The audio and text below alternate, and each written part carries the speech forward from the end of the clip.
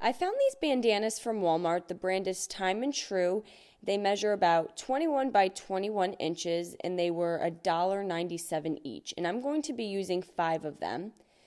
And I'm going to start by just unrolling so that they're just folded in half. And then I have my straight edge and a rotary cutter.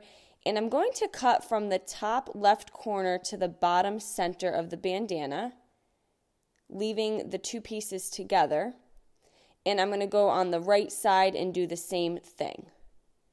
So that will give me 2 triangles. And then I'm going to cut the last piece down the middle, which will give me another 2 triangles. So I get a total of 4 triangles from one bandana. And I'm going to leave mine double layered. If you do not have enough bandanas, you certainly do not have to. And I repeated that on all 5 of the bandanas.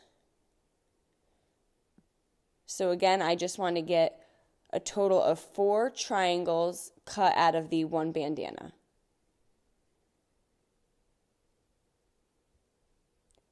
Next, I have a wire wreath form. This measures 12 inches in a piece of burlap. This was a burlap placemat. You can use any burlap for this. And I'm just going to trace the circle on the second ring of the wreath.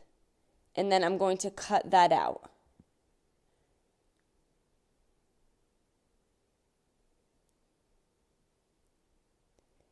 And then I'm just going to set this piece aside to use later on in the project.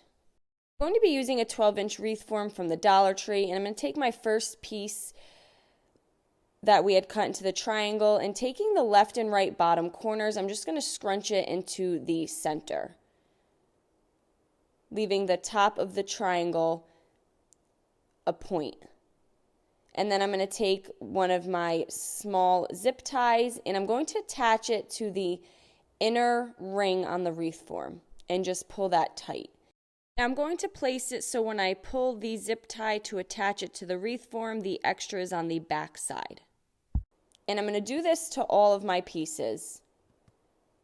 I'm holding them down with a zip tie.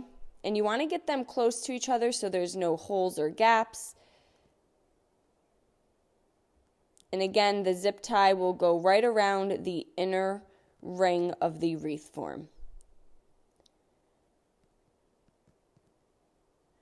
And we're going to repeat this pattern until we go fully around the entire wreath ring. So when your triangle is laying down, you're just going to scrunch the 2 bottom corners of the triangle to the center, and that's going to cause the shape on the bandana. Now I used 21 pieces all the way around, and this is what we have once we had all pieces zip tied to the wreath form.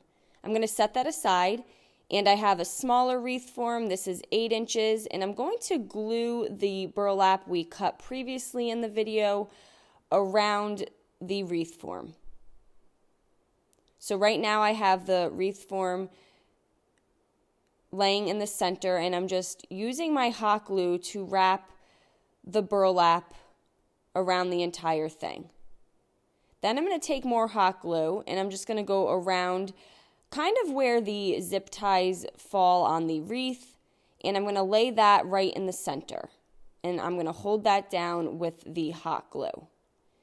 You can certainly zip tie it down if you prefer. And then I'm going to go around the edge of that with the hot glue. And I got this thick jute from the Dollar Tree as well. And I'm just going to trim around the center piece here with the jute.